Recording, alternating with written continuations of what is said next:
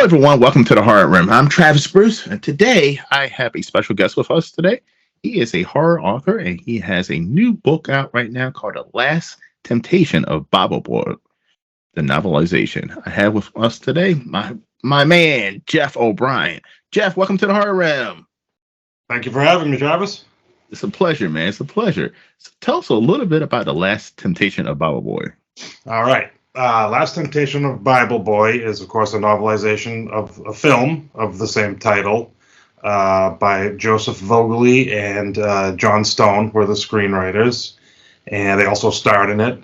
And I first saw it a few years ago, and I'm a lover of zero-budget B schlock movies, and that's exactly what it is. And it's just this wonderful little 40-minute movie of just complete lowbrow foolishness, which is what I've been writing in book form since I started.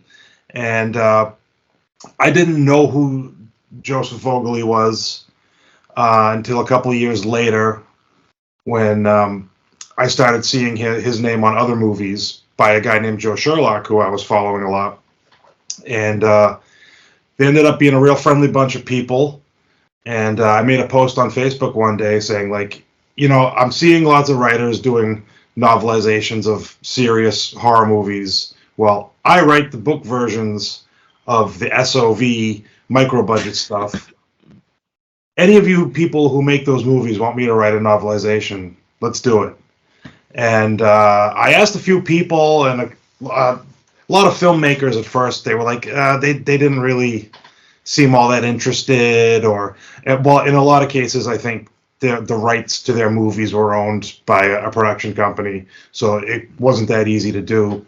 But I ended up talking to Joseph Vogeli, and he owned the rights to Bible Boy, and about 6 months later, the book was done. He had sent me the screenplay, and he said, add on to it whatever you want, put your own twist on things, which I did.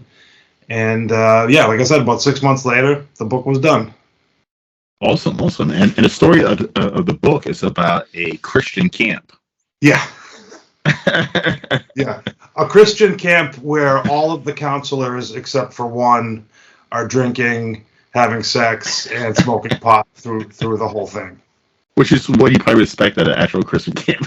Yeah, I've never been to one, but I imagine you can only stay holy for so long when you're out in the woods with a bunch of people. And he is trying to clean their act up. That's yeah. Now, okay. So after watching the movie and then writing it down, was it hard to not go beat by beat from the movie, or did you already have in your mind, but this was going to be my little special flair on this book? Well, I didn't know at first. It all depended on the screenplay.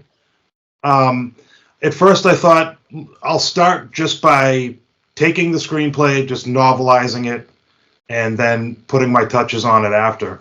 But then I realized it's a 40-minute movie, and I had about 40 pages worth of story.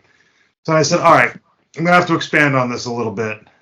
So that's when I took some jokes that he did, and I dragged them out further. I elaborated on things. There was a couple deleted scenes, too, that I added in where there was, like, naked lesbians in a pool. So I was more than happy to write that scene out. And the thing, if his movies, they're just kind of no holds barred. So I just had free reign to get as disgusting and absurd as I wanted to. And that was that. Now, has he had a chance to take a look at it? Yeah. He has a copy. And he loves it. He told me he is thrilled with it. I'm not to toot my own horn or nothing, but he actually told me he likes the book better than the movie. Wow. So I took that. Is good. Yeah, I took that as saying, I said, Joe, let's work together again. Let's write something together. Let's create something, the two of us. And hopefully that in 2024, that'll happen. Now, by the way, Jeff and I are a part of this Facebook group that Adam Wright has, and it's called what's it called? Terrible Films. It has the name is very long and convoluted. It's like It's Riot at the Movies, Terrible Tuesday. It's like Riot at the Movies and Terrible Tuesday or something like that. Yeah. And I love that group because people just post, some of the most obscure, terrible movies that are actually fun to watch. And if you know me, I love bad movies. I even like dick joke movies. I love a good, bad, especially a horror movie. Mm-hmm. And I grew up on the B movies, the Full Moon and Trauma. So I love that shit. I absolutely love that shit. When I started writing, that was my goal originally. I was like, there's nobody writing books like these movies. I mean, serious horror novelists, love them, but I don't want to say they're a dime a dozen because I don't want to cheapen the art of horror writing, but they're everywhere. And so I started in 2012. And that's when at that time, I was, I'd always going through Amazon trying to find some kind of B movie in book form, and it just wasn't there. So I said, I'm going to do this. So I had already, I'd been dabbling in writing all my life, little short stories here and there, but never took it too seriously. So that's when I wrote The Halloween Orgy Massacre. That was my first book. And shockingly enough, there were people who were interested in it. there was actually an audience for it. People wanted to read it. I mean, it's absolutely amazing because, I think the term B movie has changed over the decades, but B movies were trauma. They were kind of offensive, on so many different levels. Sure. Definitely sexist in some ways, there's a lot of titties, a lot of ass, dumb women, dumb bimbo type. Yeah. And I mean, it's an art in those movies. There's definitely an art, and it's something that you don't see now, especially in the 2000s. B movies are now low budget movies, not necessarily those over the top, offensive, gory masterpieces. Yeah. Yeah, and one thing I wanted to do is I wanted to write that, but I wanted to not be offensive. I don't think I succeeded because some of my reviewers have pointed out things that I've actually gone back and kind of re-edited and reworded, and it seemed like there was a big change from 2012 when I started all the way through now. There were certain words I used in books that I didn't think twice about. And then, going back and looking back through some of my old writing, I'm like, oh, that didn't age well. Maybe I should redo that. But, most trauma movies from the 80s and 90s, you kind of have to go into that understanding that they were probably, it was made in a different time. And the filmmaker don't think intended to hurt anybody's feelings. So I think that's just something you got to keep in mind when you go back and watch, the old classic B movies. I totally agree. Now, what was that thing that was offensive that had to be changed? I'm just curious now. Okay. In Big Boobenstein, there is the very last scene. I wrote where the main antagonist, he gets blasted into an alternate dimension, and he wakes up, and he's surrounded by beautiful, buxom women. All this guy cared about was titties. So he thinks he wakes up in paradise. And so these big, beautiful, big-breasted women, they come and seduce him, and they pull their skirts off, and they'll have giant cocks.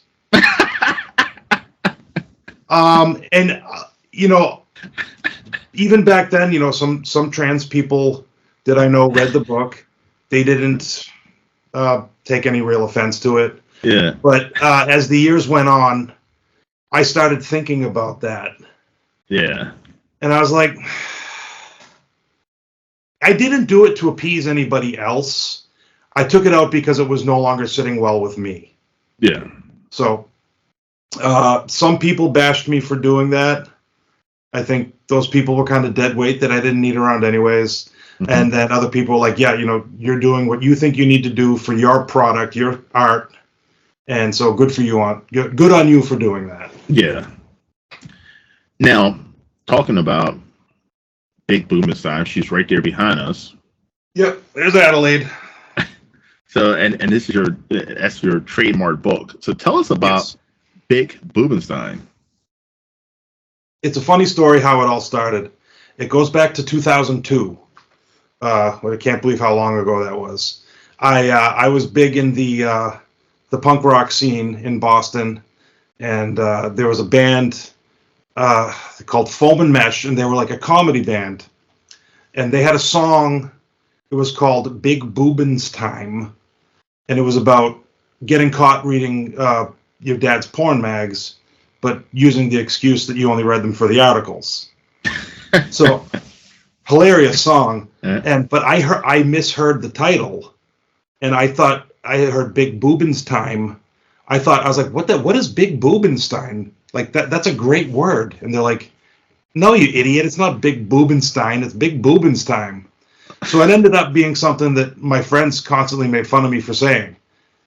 Like a snafu that they never forgot. And then my friend, one of my good friends, said, why don't you write a book called Big Boobenstein?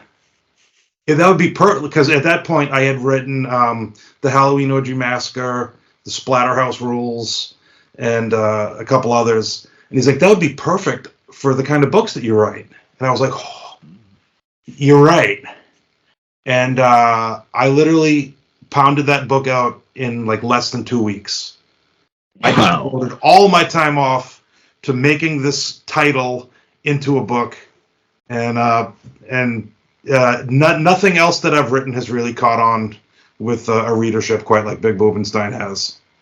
And like I said, a guy, this puppet maker, he's famous for making puppets like this of like heavy metal personalities.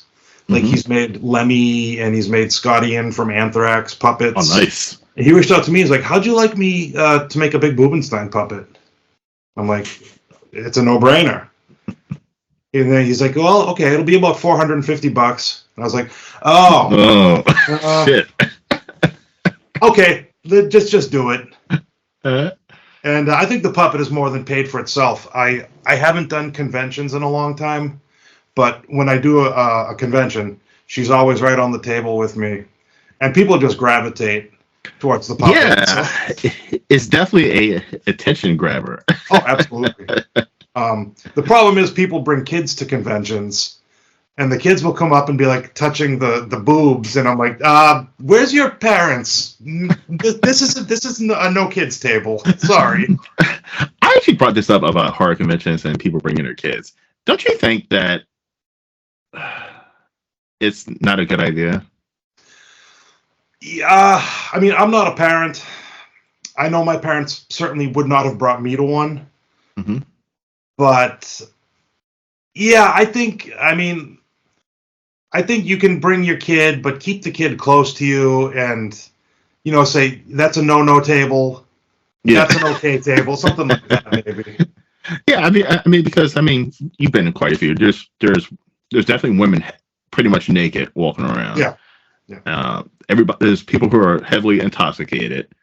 Yeah. And I mean, and some general weirdos. Not everybody there, but some general weirdos walking around as well. Sure.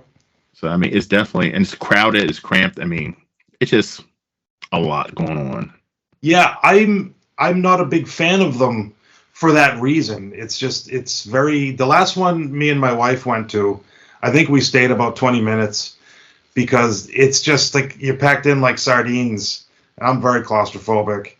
And so I would do it again, to being behind the table. But even then, I'm not good at talking. I'm doing okay with you right now. Yeah. But like, You go. I prepared for this. But when Mhm. someone just comes up to me and says, "Tell me what this book is about," I'm like, there's a guy, there's murders and boobs. I just fall apart. So Yeah. the internet and social media are a great tool for introverts who want to sell books. 100%. But like when it comes to horror conventions, like I was telling somebody recently, I was like, I used to go to horror. I go to horror conventions all throughout the country, and within the last year or two, I've kind of lost. I still go to them, but I've lost my passion for horror conventions, Mhm. and it's because when I went, it was. I mean, there was horror convention was like a small niche like thing. You know what I mean? It would be a lot of people there, but it wouldn't be a lot of people there. It was like a small hardcore fans would go to these. But now there's so many horror conventions, and like horror conventions are a thing Mhm. that like the parking's a nightmare, the Yeah, lines are a nightmare. yeah, It's if you want to meet someone, the line is wrapped around the building. Like it's just a big fucking fuck fest. Like yeah. it's just it's a pain in the fucking ass, and like. But yeah, that's why I don't go to the bigger horror conventions more. I go to the smaller ones Mhm. or the newer ones because the big ones, like the Monster Manias and so forth, it's just too much. It's just too Yeah. much. I there's a million horror personalities I would love to meet. None of them enough to spend 45 minutes of my life waiting in line for.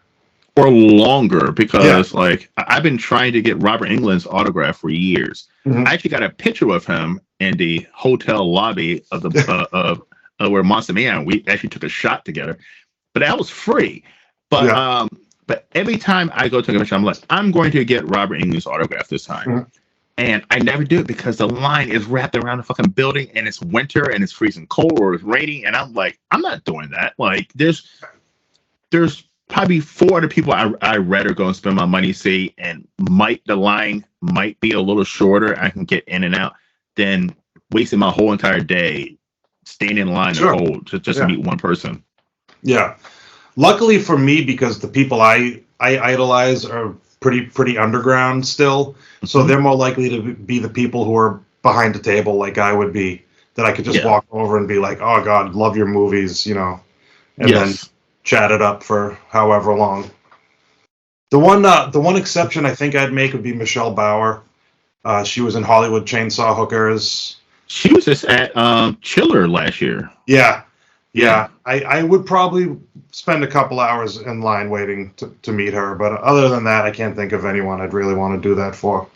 Yeah, because I went to one and Kiefer Sutherland was there, and it was like a 2 hour out standing outside wait. I was like, I am not doing that shit. Like, I love No. Kiefer Sutherland and Yeah. 24, and Oh yeah. I'm not standing.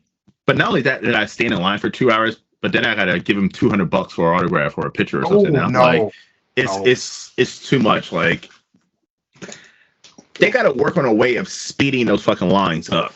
Like, they really do because Everybody gets 10 seconds, handshake, picture, bing autograph. bam boom. See ya.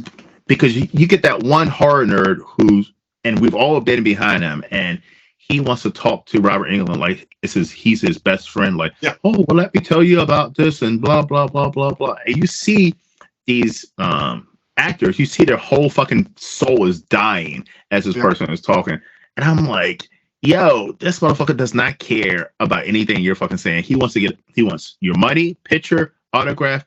Oh, by the way, nice to meet you, and move on to the next person. Yeah. I'm sure he's glad that you're there because Yes. you're making money off the people, but say thanks. I love your work and move along. Quick and fast. Yeah. Because Corey Taylor from Slipknot, I met him at one of those, and he was shocked how fast I was like, hey, huge fan, got his autograph. All right, have a good one. And he looked like, what? Like, okay. Like, and some of these people, like, you have to kill the clowns from outer space. I met the Chico brothers. Oh yeah. And it was the same thing. They were like, wow, that's all he wanted was to talk to us for 2 seconds, autograph, picture, and Yeah. go. I was like, yeah, I mean, I idolize know. those guys. I love those guys. I know. That's amazing. Who made that? Where'd you get that from? I got that at Spirit Halloween. Did you? Yeah, it was either last year or 2 years ago. They started carrying stuff like that, and I Is saw it that. is it animatronic? It is. I never set it. I never. It was really complicated to set up the animatronic part, but I Mhm. just needed that in my office here. That's pretty awesome. Yeah, That's pretty awesome. that was So $200 well spent. yes, I can. Yeah. So what is all right? So we're talking about terrible movies. Hmm. What is a terrible movie that is a complete gem that you think that most people haven't seen, but you've seen it and you love it? Oh boy.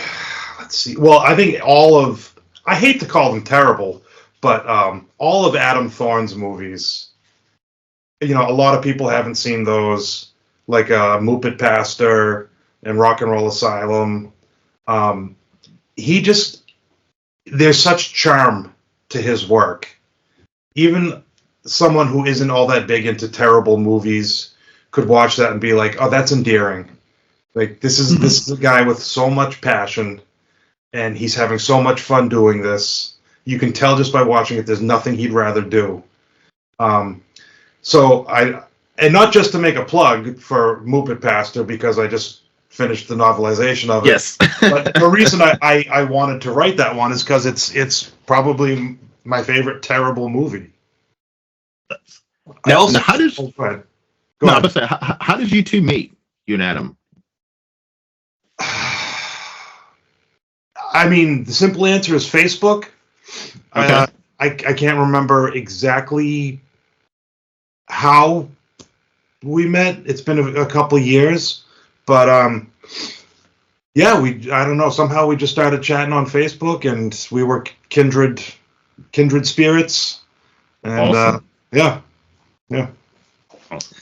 yeah. Another what I wanted to say was I Mhm. think the term terrible movie gets misused a lot because Killer Clowns from Outer Space, that's not a terrible movie. That I agree. movie is not just brilliant special effects, but it's entirely self-aware. Hmm. That movie is 100% accurate to the creator's vision. To me, that movie is just as good as Jaws or Citizen Kane. And I totally agree with you. Okay, so terrible. So I like the fact that group is called terrible, and even its convention is terrible because in my mind, those movies are bad movies. When I say bad, like not awful, but they're they they were not made to be win an Oscar. They're Yeah. what they are. A terrible movie is a terrible movie to Mhm. me. And like Winnie the Pooh, Blood and Honey, that's a terrible movie. It's not. I haven't seen it yet, but I Oh, believe you. it's not fun. It's not creative. There's. It's literally a cash grab. Yeah, I figured. It's a terrible movie. The only bad movies to me are boring movies. Oh, and this is boring too. Yeah, yeah, that's what I'm saying. Like I've seen, Yeah. I don't know if you're familiar with the Camp Blood franchise. Yes. Parts 4 and 5. Those movies to me, they're scams. Yes. Like they took the franchise name and they recycled footage mostly from. I mean, all of the Camp Blood movies have at least some footage from the prior installments, Hmm. but I mean, those movies they go nowhere. Nothing happens. There's like no beginning, middle, or end, Hmm. and like that to me, that's a bad movie. And the wrong turn after part two. Those movies are. I mean, they're hard to watch. I mean, they're that bad. It's hard to watch, and they're like you said, they're taking everything from part one and part two, but all the creativity and all of it is completely gone. Yeah, yeah, All the fun is gone. yeah. I remember I got at Walmart. I got like the 6 pack of Wrong Turns 1 through 6. I Hmm. don't think I made it past part 4. I've actually watched all of them, and I'm telling you, it was just hard worse. to do. Worse and worse. It literally gets worse. I mean, but the remake is really good though. Have you seen that one? Not yet, no. It's completely different than any of the other movies. It's good. I actually enjoyed it. Nice. But one of the movies. So I'm a huge fan of Velocipaster. Have you seen that? Oh, Velocipaster. Yeah, Velocipaster. Yes. And I walked into that one. I was like, "Oh, this looks bad but fun." And I clicked on it, and I had no idea. I mean, it's wild. It's like it's balls to the wall like the whole time. There's not a dull moment. And the dinosaur suit with the head is flopping around. Oh, it's great. That's fun. Yeah. Yes. And I like bad movies like that they know that this is low budget and it's like they're laughing with you. Yeah. And I think there's an art to taking no budget and a vision and just making it a damn good time. You don't need big money and big special effects to make a piece of art that's just enjoyable. I agree. Now I did watch a documentary on the guy who made Birdemic. Did you see that? Did you watch that? Oh, I've seen them all. I've seen 1 through 3 many times. But so I watched a documentary on him, and he thought these was like serious movies. Like he had no idea why people were laughing, and he was just like, but this was supposed to be about environment and the climate control. I don't understand why people. He was just completely lost it. I mean, he was completely lost on what everybody else was seeing. Mm-hmm. Did you see a movie of his called Julie and Jack? I did not. Okay, so he made a movie called Julie and Jack. And basically it's about a guy who falls in love with someone, like a girl in virtual reality. Oh. And it's, in my opinion, one of the greatest love stories ever written, and it would be a great movie if only he didn't make it. Like, now hold on a second. What's this called? Jill and Jack? Julie and Jack. Julie and Jack. Okay, I gotta watch this now. Like the writing is terrible, the cinematography is terrible, the audio is terrible, the story, but there's a brilliant story there. Mm-hmm. The problem is he told it. And I feel the same way about Birdemic too, because there is a message there. There is a message there. It's being told with such ineptitude that it's only viewable through like riff tracks with people making fun of it as you're watching it. That's the only way to enjoy it. Because the message, there is a important message in his movie, yeah. But like you said, you're distracted from the message because of everything else that's going on. Yeah, the bad acting, the bad effects, great but movie. I guess it's honest art. It's being presented, from the heart. And when you have a scene where the two ladies, they run off into the woods to go to the bathroom or something, and then the guy says, "Where is she?" She's taking a shit. I mean, no one else is going to give you honest dialogue like that.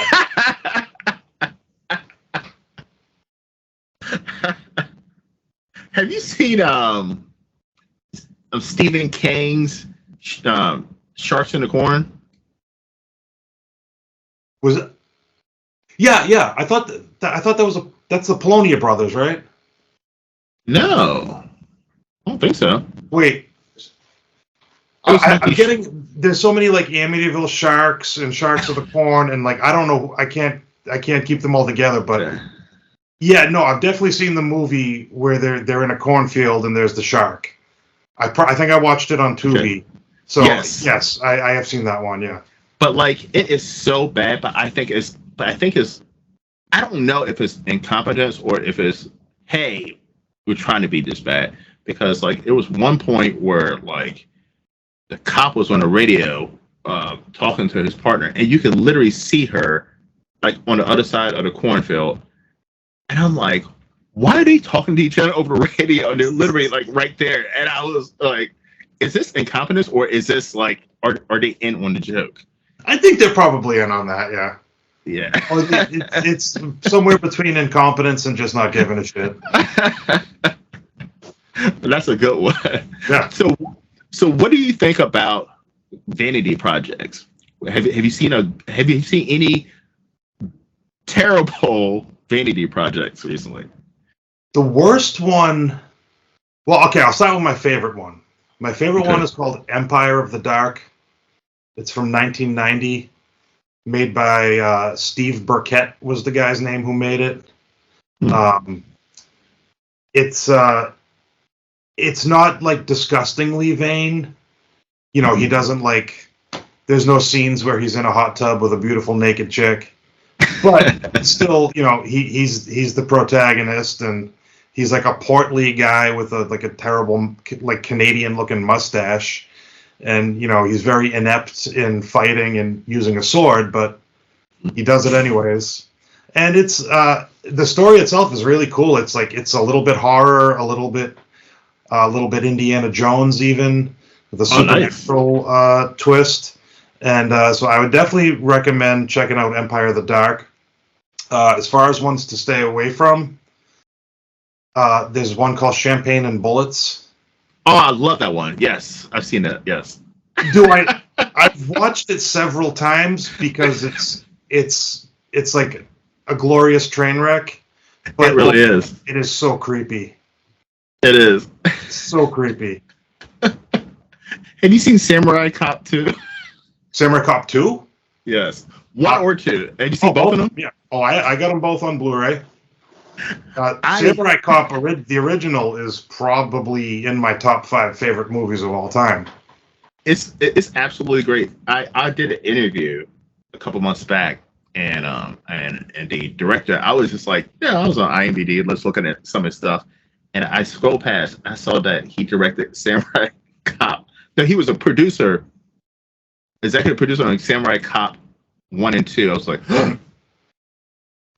I gotta talk to him about Samurai Cop because, and we went on talking about. He was telling me that in part 2, that guy was definitely wearing a wig. Oh, yeah, absolutely. Apparently, he cut his hair. Yeah, like he wasn't playing on part 2. He's cut his hair, and then like he was like, oh shit, I need to go get a fucking wig now. Yeah, I did a lot of research on that. I saw a good interview with the actor on a YouTube channel called Red Letter Media.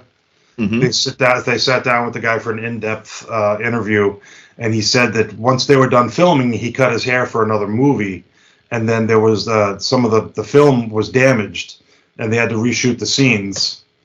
And things that I've noticed, the wig actually distracts you from other things wrong with these reshoots. His partner is wearing a completely different outfit in the reshot scenes, but you don't even think about it because you're just looking at the wig. You look at the wig. Yeah.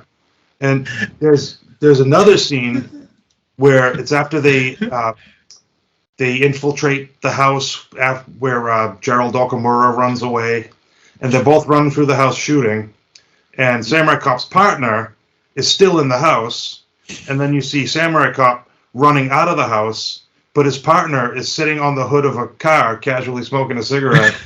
It's like, you're not supposed to be there. You're still in the house. Chasing criminals with a gun, and you're sitting on the hood car there smoking a cigarette. I fucking love it, man. Those movies are horrendous. And you could tell that he had like input too, because he was having sex with all the women, and one time he walked into the hospital and the nurse was like, "Oh my goodness, I want to fuck you," or something like that. It was just like, no woman talks like that. No. Yes, I mean, of course we go to Vanity Projects. Of course, the god of Vanity Projects, bad, terrible ones are Neil Breen. His movies are terrible. But there's another guy There's another guy. I can't say his name right here right now, but he put Steven Seagal and Neil Breen to shame. Who could this be? It's probably so obvious that I'm thinking too hard about it. He's the writer, producer, director, and he's also the lead actor in every single movie. And they're all martial arts themed. My God, it's got to be so obvious that I'm just thinking too hard. And it's not Seagal, because you just said Seagal. But I mean, he's on the same level as Seagal. Like, a majority of his fighting moves is Seagal's, the hands. Like, you don't see him kick or anything like that. And he just doesn't have. Listen, when you think of a action lead star, what do you think of? I mean, you think of good-looking guy, muscular, big. Yeah.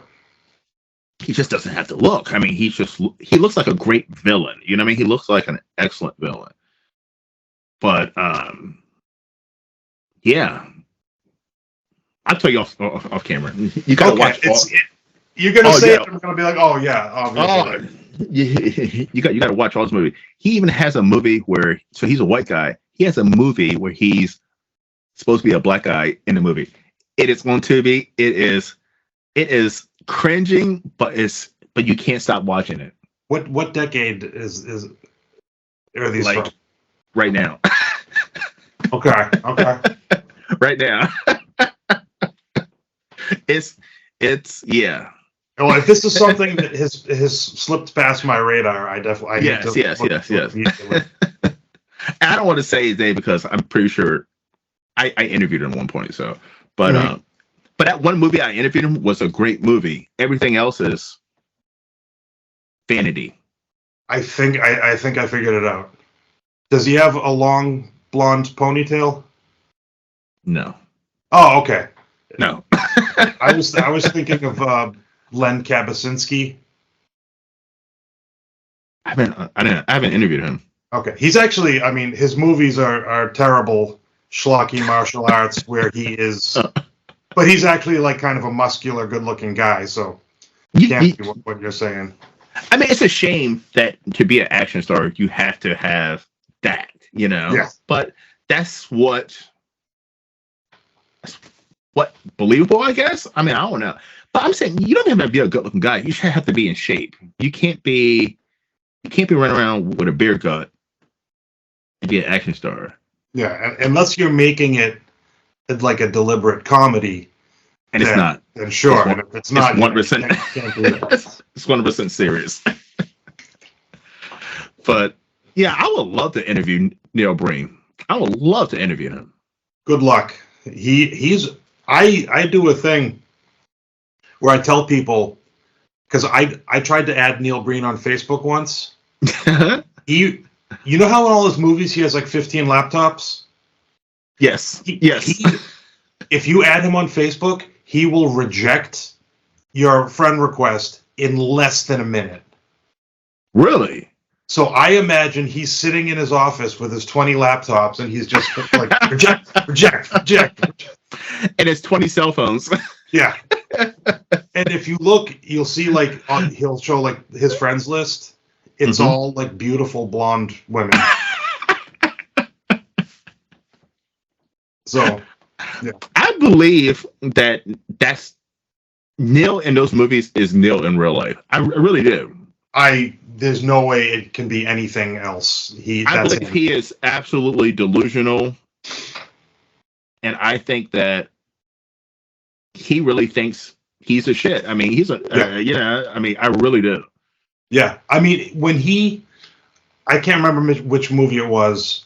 It's the one where like it opens with like a scene from him and some girl's childhood, and then it's like supposed to be like 30 years later, and the girl is like 30 years old, but he's Neil Breen, who's gonna be like pushing 70. Yes. But he always gets a good sex scene in too from an attractive woman. Yeah. Oh yeah. And I've seen his ass in the back of his balls just one too many times. No thanks. And this guy I'm talking about, you're definitely gonna see his ass and his balls in every one of his movies too. Shit. I'm dying to find out. At least Steven Seagal doesn't get naked. You know what I mean? Like Steven Seagal, he gets an attractive young woman, and especially like the last 20 years of Steven Seagal, you know, that director video shit, that fucking Russian mob stuff, I would call it.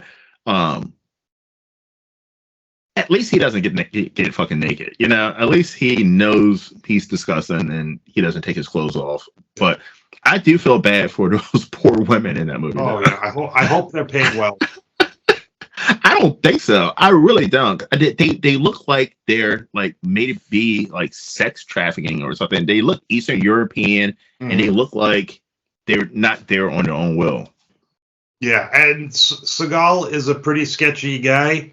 Yeah. So that's one reason I won't say I boycott him, but I'm just going to ignore anything he does because it's something that feels like if you touch it, your hand's going to get really dirty. And I've never liked Steven Seagal. Even like his, you know, Under Siege days, I've never was a Steven Seagal fan. And the only reason I was never a Steven Seagal fan was because he had, and I didn't find out till like years later why, but Steven Seagal never gets hit. If you notice, in all his movies, he never gets hit. And he had that built in to his contract with any movie that he was not allowed to get hit. And do you know how unrealistic that is? I mean, I've never been in a fight, but yes, that is absurd. You're fighting 20 dudes, and like you don't get like at least Jean-Claude Van Damme would get his ass kicked. Sure. In movies. Yeah. Nothing but respect for him. Chuck Norris, all those guys, they will have by the end of the movie, they'll have a black eye covered in blood. Yeah, they might kick 20 guys' ass, but they look like they've been in a fight. They take a beating too, and that's only fair. It's not interesting to see someone never get hit. Yeah, see, I mean, his ponytail is perfect at the end of every movie. Yeah. No blood on his clothes, nothing's torn. His black suit is just perfect. No wrinkles. It's not fun. There's some serious egomania happening there. Yep, I 100% agree. Yeah. All right, Jeff, where can everyone find you, my friend? Well, you can. I don't have a website because I don't know why I don't. But if you type my name into Amazon, I'm pretty easy to find. You can look me up. Same with Facebook and Instagram as well. You just put in my name, you'll find me, and that's where I'm at. Awesome. And if you go down into the description box, there's a link to his Amazon. So definitely grab some of his books. Fun time. Please do. Jeff, it's been an absolute pleasure, man. Listen, by the way, you're more than welcome to come on anytime. I'm more than happy to. Are you going to be at Terrible Fest next year? Isn't it I don't know. Okay. I'm going to try to get down there. I'm going to do my best. I hope so. I hope so. Remains to be seen, but I hope so. Yes. Well, if you're there, I'll look forward to seeing you, man. Likewise. All right, everyone. Well, thank you for coming to the Horror Room. I'm Travis Bruce. I'll see you guys next time. Take care.